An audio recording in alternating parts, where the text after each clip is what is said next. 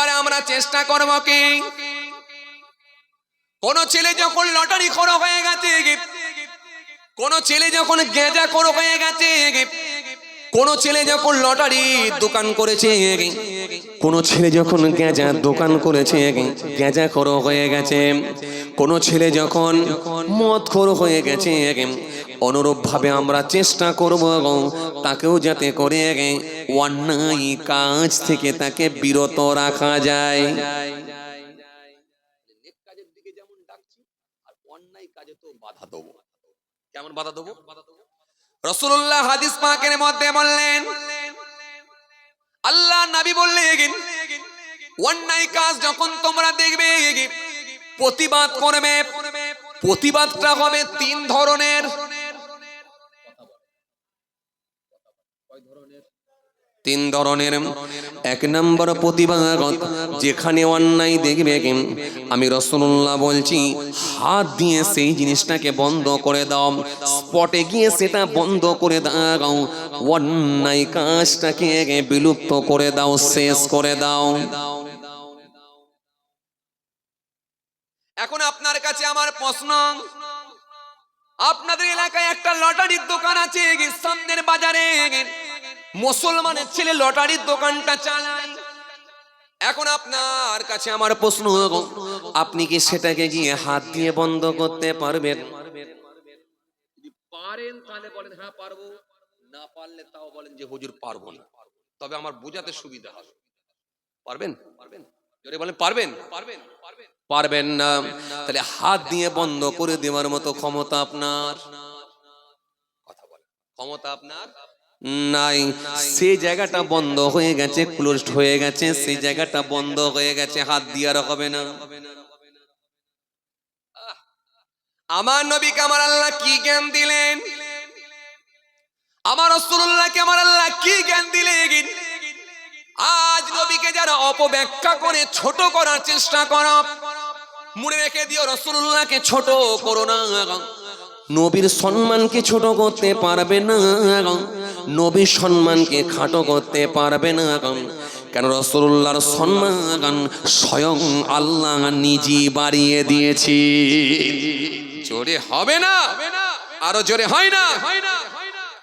আজ যারা আমার নবীকে নিয়ে নানা রকম অপব্যাখ্যা করা, রাসূলুল্লাহর সম্মানের হানি করার চেষ্টা করা, নবীকে খাটো করার চেষ্টা করা, মনে রেখে দিও মওত পর্যন্ত পারবে না। কেন? রাসূলুল্লাহর সম্মানকে স্বয়ং রব্বুল আলামিন আল্লাহ নিজে বাড়িয়ে দিয়েছেন। এজন্য কোরআন স্পষ্ট ঘোষণা দিয়েছে, ইয়া আইয়ুহাল্লাযীনা আমানুস্তাজিবু লিল্লাহি ওয়া লির-রাসূল ইযা দাআকুম। এই পৃথিবীর মানুষ, তোমাদেরকে যখন আমার রাসূল ডাক দেবে, তোমরা যে কোনো হালতে থাকো না কেন, যে কোনো অবস্থাতেই থাকো না কেন, আমার হাবিব ডাকলে হাবিবের ডাকের উত্তর দাও। জোরে হবে না? খুশি মনে হয় না? কি অবস্থায় আছো আমি জানি না, কি হালতে আছো আমি জানি না, হাবিব ডেকেছে। হাবিবের ডাকার আওয়াজটা যদি কানে পৌঁছায়, হাবিবের ডাকের উত্তর তোমাকে দিতে হবে। আল্লাহু আকবার। কোরআন স্পষ্ট ঘোষণা দিয়েছে, এই পৃথিবীর মানুষ শুনে রেখে দাও, যখন তোমরা আমার রাসূলুল্লাহর সামনে কথোপকথন করবে, নবীর সামনে যখন কথাবার্তা বলবে, খুব সাবধান হয়ে যাবে।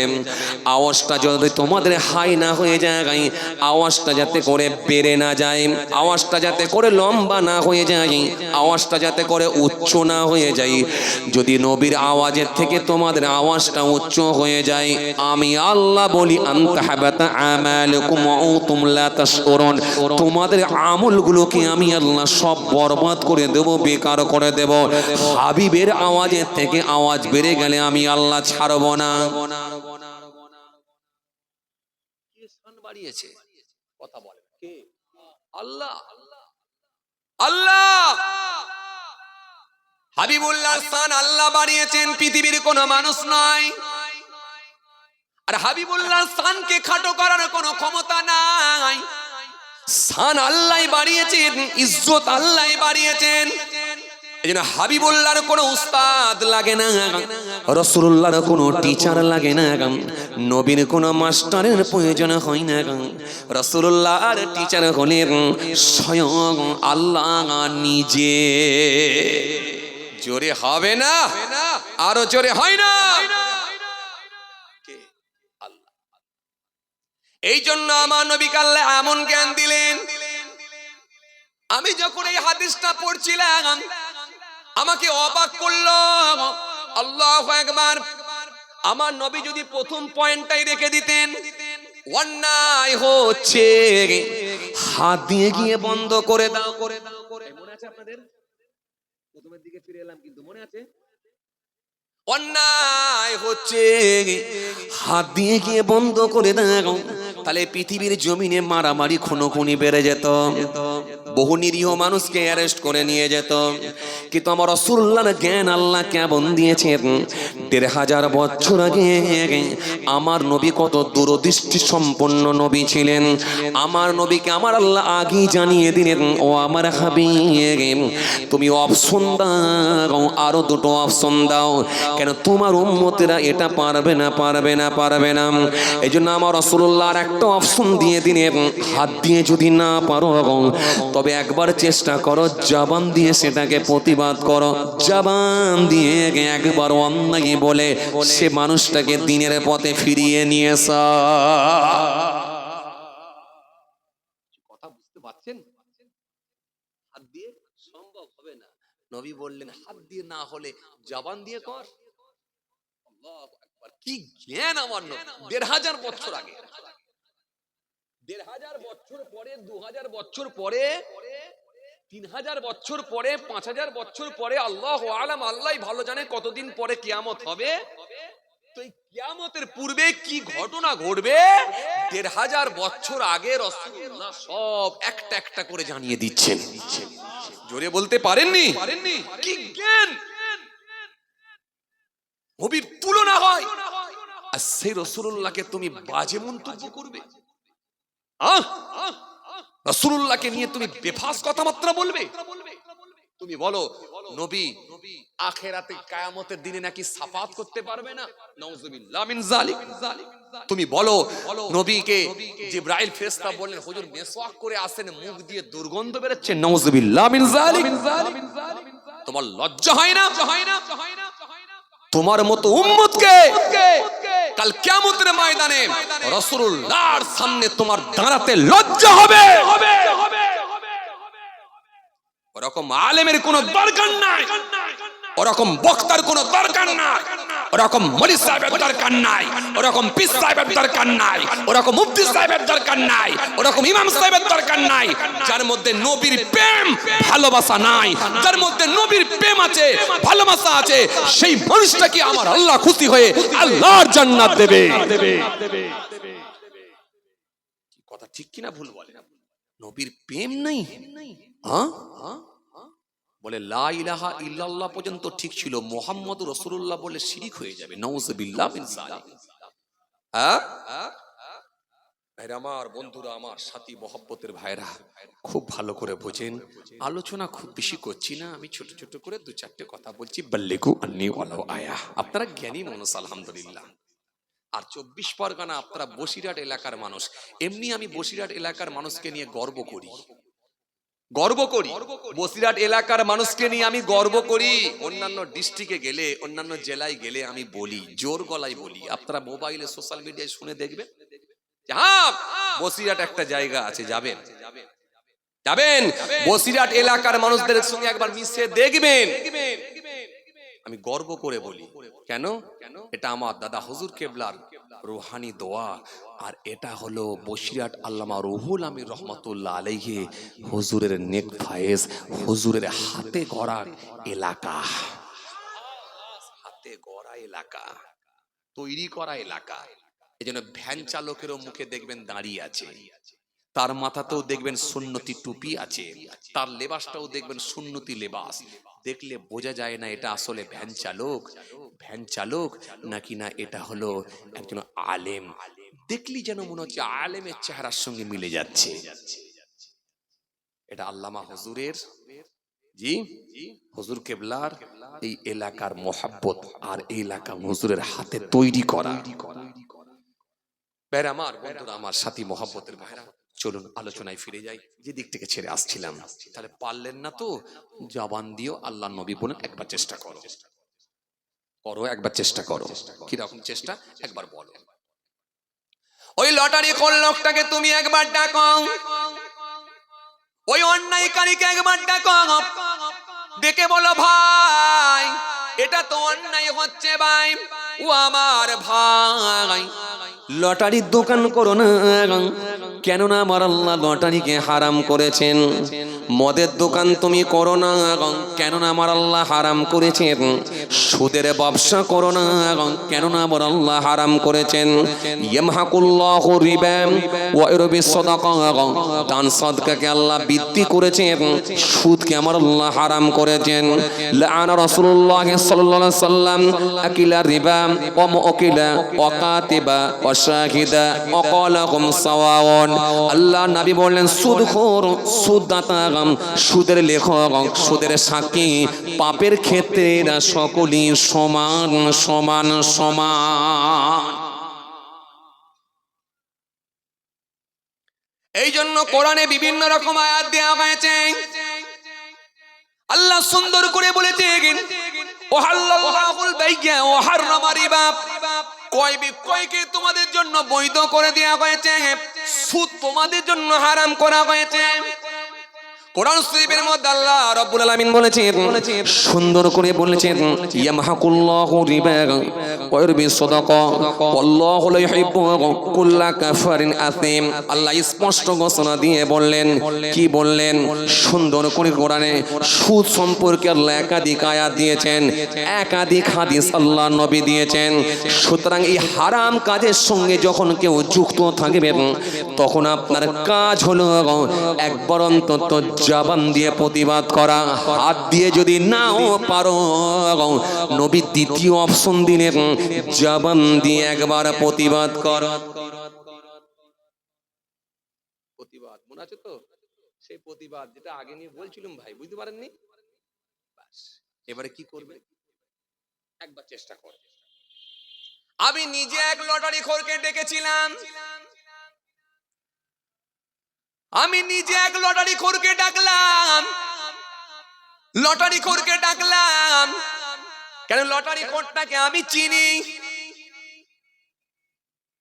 একদিন আমি গাড়ি নিয়ে যাচ্ছি, রোডের সাইডে একটু দাঁড়ালাম, দূর থেকে দেখছি লটারির টেবিল থেকে আমাকে সালাম দিচ্ছে, আসসালামু আলাইকুম।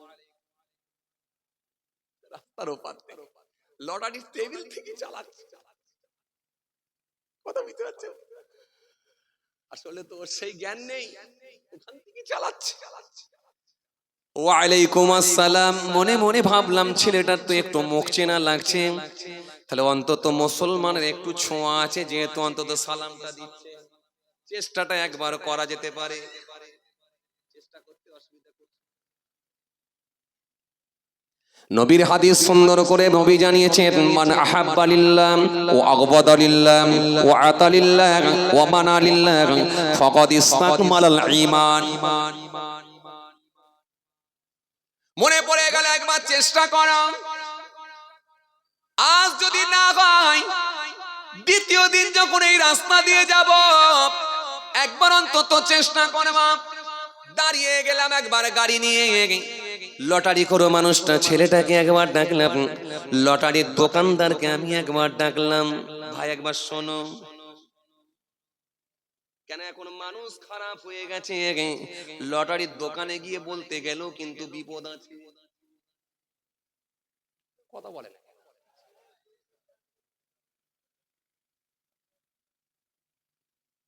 এজন্য রাসূলুল্লাহ বলেন, ক্বালা ইয়্যাকুম ওয়াযান্না ফাইন্না যান্না আকযাবুল হাদিস। আল্লাহ নবী বললেন, তোমরা ধারণা করো না, আন্দাজে কথা বলো না, ধারণা করাটাই হলো মিথ্যা।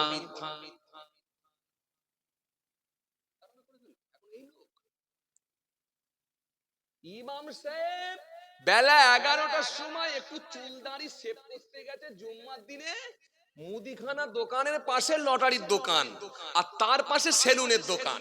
এখন সেলুনের দোকানে যাচ্ছে চুলদাড়ি শেভ করবে বলে, চায়ের দোকান থেকে দুটো ছেলে বলা বলি করছে, দেখছিস একটু পরই মেম্বারে উঠে বড় বড় লেকচার দেবে। আর কোথায় যাচ্ছে দেখ কেন, আল্লাহ খালি সবে রাস্তাটা টপকেছে, তো কোথায় গিয়ে ঢুকলো একটু ভালো করে দেখ, তারপরে কমেন্ট করবি। খালি রাস্তা পার হয়েছে, এখনো পৌঁছায়নি, তার আগে কমেন্ট করা শুরু করে দিল, দেখ কোন দিকে যাচ্ছে দেখ। এই হচ্ছে মানুষ। আবার জুম্মার দিনে এমন মসজিদে গিয়ে ঢুকে যাচ্ছে যেন মনে হচ্ছে এর থেকে বড় আল্লাহর ওলি আর কেউ আছে। ঈদের দিনে দেখেন গোটা ঈদের মাঠ ভর্তি হয়ে গেছে, জুম্মার দিনে গোটা মসজিদ ভর্তি হয়ে গেছে, উপর তলা ভর্তি, নিচে তলা ভর্তি, সামনে বারান্দা ভর্তি, সামনের কি বলে চত্বরটা তিরপল বিছিয়ে দিয়েছে সেখানেও ভর্তি।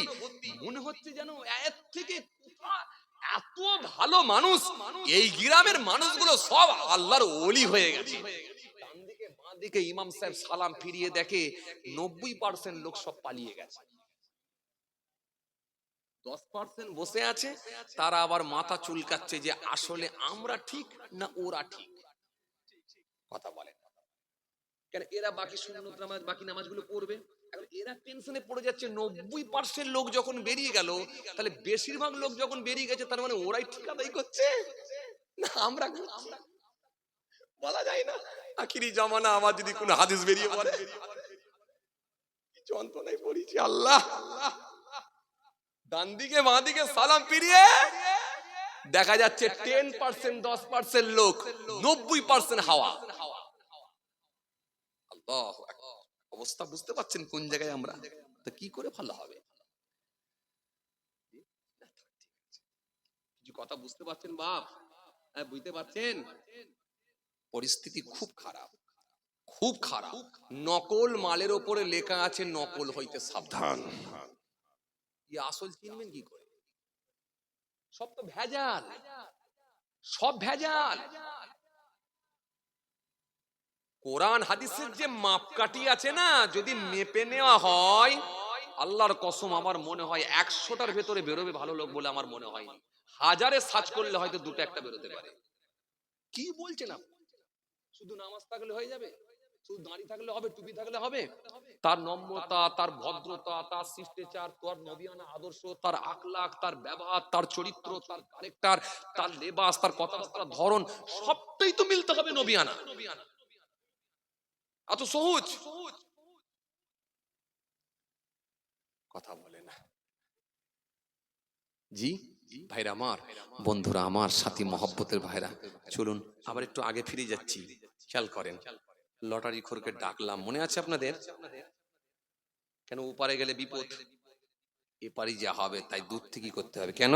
এখন আন্দাজে কথা বলার লোক বেশি। কেতাবের মধ্যে পড়ছিলাম একজন আল্লাহর মাহবুব বান্দা, একজন আল্লাহর ওলি বান্দা, দরিয়ার ধারে নদীর ধারে বসে আছে, নদীর ধারে বসে আছে, পাশে বসে আছেন তিনার আম্মাজান, আর পাশে একটা আছে এরকম পানির একটা বোতল। কথা বুঝছেন? এই পানির বোতলটা রাখা আছে, মায়ের সঙ্গে মা বেটা বসে বসে কথা বলছে আল্লাহর মাহবুব বান্দা। দূর থেকে দু চারটে মানুষ দেখে ফেললো, দেখে বলছে দেখছিস কত বড় হুজুর বলে ওলি বলে আমরা মানি, অবস্থা দেখছিস, মেয়ে ছেলে নিয়ে বসে আছে আবার মদের বোতল। নাউজুবিল্লাহ। এই আন্দাজে কমেন্ট করবেন না, ধ্বংস হয়ে যাবে, ধ্বংস হয়ে যাবে। এই আন্দাজে কমেন্ট করার লোক এখন খুব বেশি বেড়ে গেছে। আপনি ছেড়ে দেন, ছেড়ে দেন, আল্লাহর উপরে ছেড়ে দেন, আল্লাহই ভালো জানে আমি ঠিক বলছি না ভুল বলছি। এই জন্য মনে করুন আমি আন্দাজে বলতে যাব না, আল্লাহই ভালো জানে। যখন আপনাকে কেউ একটা কমেন্ট করে আপনাকে যখন আপনাকে শোনাতে এলো, আপনি সেটা গুরুত্ব দেবেন না। আপনি দেখেন ভাই আমি চোখে দেখিনি, আমি নিজে কানেও শুনিনি, আমি ওই স্পটে ছিলাম না, সুতরাং আমি আন্দাজে কথা বলতে পারবো না, বেঁচে যাবেন আপনি। জায়গা হচ্ছে না? আচ্ছা একটু আগে আগে আসেন তো, একটু আগে আগে আসেন, একটু আগে আগে চলে আসেন, একটু আগে আগে চলে আসেন। আমার পূর্বে আমার মৌলানা সাহেব ভাইজান বলেছিলেন যে সবাই যেন ভিতরে ঢুকবেন না, জায়গা হবে না, মনে আছে আপনাদের? তার মানে আপনারা গোলমাল করছে, সবাই মনে ঢুকে পড়ছে, আস্তে আস্তে ঢুকে পড়ছে, কিন্তু জায়গা হচ্ছে না কেন? অনেক গ্রামের লোক এসেছে বললো না, অনেক পাড়ার লোক এসেছে। একটু তকবীর দেন তো, নারায়ে তাকবীর। না, এই আওয়াজ তো আমি ভালো পেলাম না ঠিক, একটু জোরে দেন না, নারায়ে তাকবীর। একটু মন খুলে দেন। আপনারা যখন মহব্বতে বসে আছেন, কোরআন হাদিসের মহব্বতে, আল্লাহ রসুলের মহব্বতে যখন আছেন, একটু মন খুলে সবাই মিলে দেন নারায়ে তাকবীর। একটু মন খুলে আন্তরিকতার সহিত দেন, যেন মনে হচ্ছে আমি কাউকে ডাকছি। বিশ্বাস করেন, আমার বাপ দাদু নানা কাউকে ডাকিনি, জমিন আসমানের মালিক